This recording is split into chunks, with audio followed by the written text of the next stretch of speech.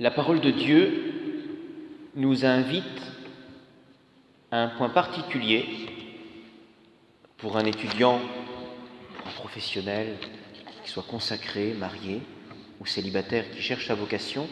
Un point particulier, c'est avoir le sens des priorités. Avoir le sens des priorités quand le Seigneur nous dit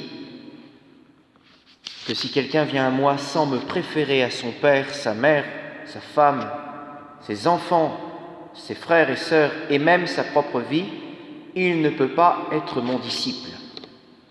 C'est exigeant, mais le Seigneur dit cela, si on a un vrai sens des priorités, on sait que c'est vrai. Cette parole que le Seigneur dit aujourd'hui, elle fait écho à la parole du dimanche, où le Seigneur a dit « Vous ne pouvez appeler personne père ». Pourtant là, il dit « Il faut renoncer même à son père, sa mère », parce que ce n'est que des personnes, même si nous sommes attachés, et que le Seigneur nous demande de les honorer, seconde. Le terme, c'est le Père céleste. C'est la première priorité. Et oui. Donc, forcément, le Seigneur nous met dans cette perspective, quelle est la priorité de ta vie? Et à partir de cela, le Seigneur développe plusieurs éléments qui me semblent importants à entendre. Celui qui ne porte pas sa croix ne peut pas être mon disciple. Qui d'entre vous, qui voulant bâtir une tour, ne commence pas par s'asseoir pour calculer la dépense, poser les fondations? Donc la croix, s'asseoir pour voir comment on va bâtir et mesurer les fondations. Ça, c'est aussi avoir le sens de la priorité.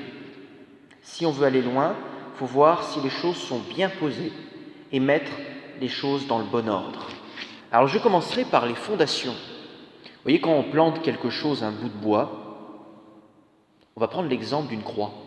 Ça va nous parler, puisque le Seigneur nous parle de la croix aujourd'hui. Planter la croix en terre, si on la plante dans le sable, le Seigneur nous rappelle qu'une fondation sur le sable ne tient pas. Donc il faut déblayer le sable pour arriver à un moment donné jusqu'à un morceau de rocher où là, il va falloir creuser, taper dur et planter dans le rocher, et ça sera solide, voire scellé avec du ciment, du mortier, vous voyez. Donc ça veut dire qu'il est possible, en demandant le sens, la grâce de la priorité, qu'il faille déblayer dans nos vies, dans ta vie d'étudiant, le sable qui est en surface et qui ne permet pas d'aller au Père.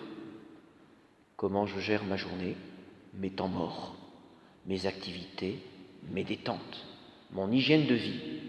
Est-ce que là-dedans, il y a quelque chose à reprioriser? Est-ce qu'il n'y a pas du sable à enlever parce que ce n'est pas fondé solidement?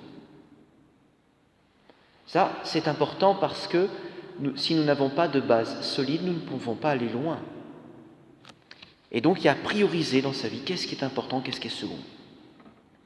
La deuxième chose, c'est parlons un petit peu de la croix et de ce que le Seigneur dit, que celui qui ne porte pas sa croix ne peut pas devenir mon disciple, et il dira aussi que si on ne renonce pas, on ne peut pas suivre le Seigneur. Très bien. Alors la croix, elle a mauvaise presse généralement.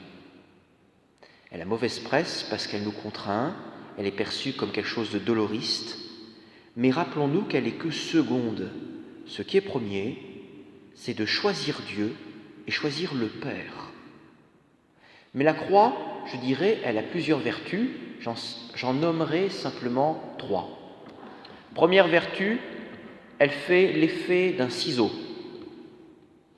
Elle coupe les mauvaises attaches pour nous attacher aux choses réellement importantes, pour nous aider à retrouver les priorités. Dans le renonce à soi-même, il y a choisi non pas les biens qui t'attachent, mais attache-toi à Dieu premier, et tout le reste sera agencé. Et la croix aide à nous détacher des choses secondes pour nous attacher à Dieu premier. C'est l'effet du ciseau qui coupe les mauvaises attaches. C'est bon en cela la croix. La deuxième, la croix, quand c'est bien planté dans le roc, quand ça a bien tranché, séparé ce qui est mauvais, on a déblayé aussi, on a aidé, on peut faire ce processus de purification. La croix a un effet de tuteur. Vous avez déjà vu qu'un plant de tomates, ça pousse avec un tuteur.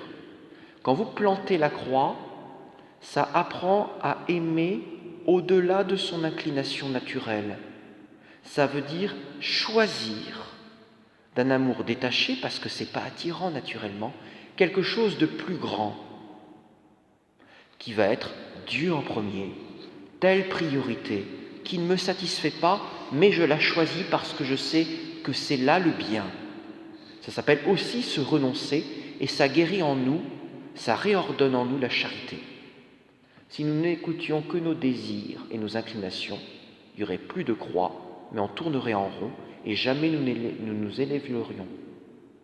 La croix, c'est le tuteur qui nous permet de dépasser nos petites inclinations et choisir le grand bien. Donc c'est très pédagogique, c'est très bon, c'est très guérissant. Et puis ultimement, troisième point, la croix, c'est notre étendard. Quand tu l'as bien planté en terre, ou plutôt dans la roche, bien solide, quand tu as mis les bonnes bases, les bonnes priorités, la croix, vous savez, dans les exercices de Saint Ignace, le premier exercice de tout début, c'est à un moment donné de choisir les drapeaux, de choisir le camp pour lequel on veut servir. La croix, pour les chrétiens, c'est choisir le Christ en premier, et tout le reste est second, c'est la première priorité. Quand nous choisissons la croix, nous ne choisissons pas la souffrance. Nous choisissons Dieu. Et en fait, ce qui est très étonnant, c'est que Dieu le Père se révèle à la croix. N'avez-vous jamais fait l'expérience que dans la confession, nous faisons l'expérience de la miséricorde du Père, mais elle nous est donnée comment? Par le Fils à la croix.